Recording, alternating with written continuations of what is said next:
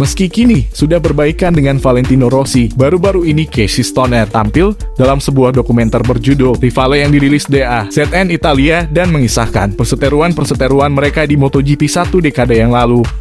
Stoner pun tak memungkiri bahwa rivalitas mereka dulu sangatlah pahit. Ia selalu baik pada saya sampai akhirnya saya jadi rivalnya. Setiap momen pada musim itu adalah degradasi bagi hubungan kami. Kami berdua meletakkan kepala dan hati kami pada perebutan gelar, namun ia suka bermain dengan mental. Pada 2011, Stoner pun pindah dari Ducati Team ke Repsol Honda, sementara tempatnya di Ducati diambil alih oleh Rossi. Juara dunia Ducati satu-satunya ini pun mengaku senang saat Rossi kesulitan merebut gelar, bahkan sulit merebut kemenangan di atas Desmo Sedici. Pada 2011, Honda sangat sensasional. Saya pun senang melihat Rossi menderita di Ducati, karena ia sudah bicara buruk soal saya dan ini menyakiti tim kami. Ia bilang ia bisa mengubah motornya lebih baik, padahal malah jadi lebih buruk.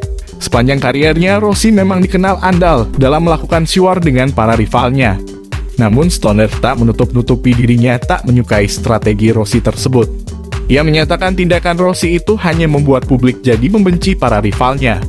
Menurutnya hal itulah yang juga dilakukan Rossi pada Marc Marquez. Ketika coba main mental dengan orang yang tak bekerja dengan Anda, maka akhirnya Anda hanya menciptakan permusuhan. Rossi memastikan orang-orang melihat saya sebagai musuh mereka dan ia melakukan hal yang sama pada Marc. Sejak itu saya tak mau beramah tamah, saya tak mau bermain bersih lagi. Pembalap Aprilia, Maverick Vinales mengatakan RSGP belum bekerja sesuai keinginan dan masih membutuhkan banyak hal sebelum sampai ke titik itu.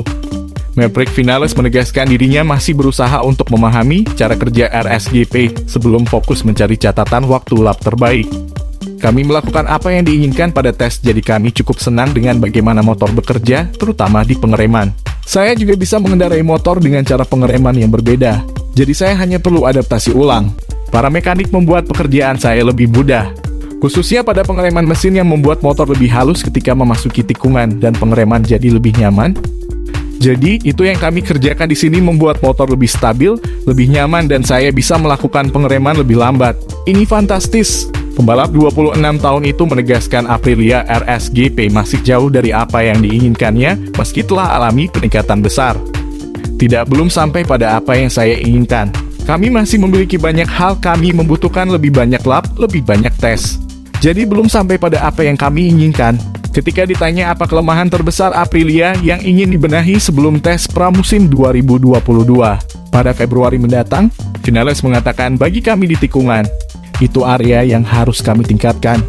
Tapi, terkadang kami memahami bagaimana kami bisa membuatnya menikung lebih mudah, jadi kami harus menunggu sampai sepang untuk terus mencoba.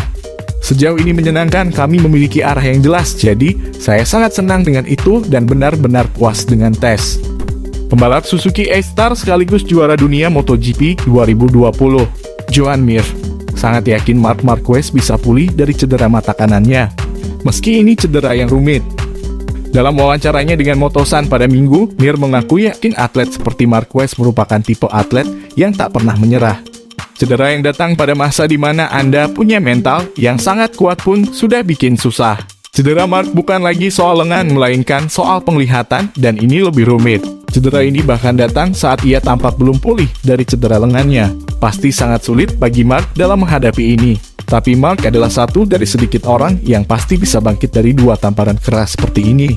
Karena ia sudah pernah melewati masa-masa yang sangat buruk. Sebagai rider, saya tak menyukai situasi ini dan saya harap ia cepat pulih. Kami semua ingin menang, tapi kami ingin melakukannya ketika semua orang ada di trek.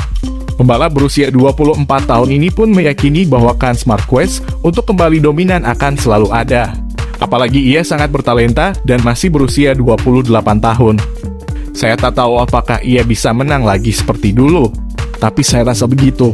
Saya mencoba untuk tak berpikir begitu, tapi saya rasa ia bisa menang lagi.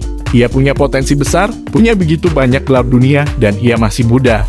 Ia masih punya banyak waktu di hadapannya jika ia pulih dari cedera ini. Itu tadi informasi tentang MotoGP pada kali ini. Jika kalian menyukai informasi mengenai MotoGP, jangan lupa like, komen, dan subscribe channel ini.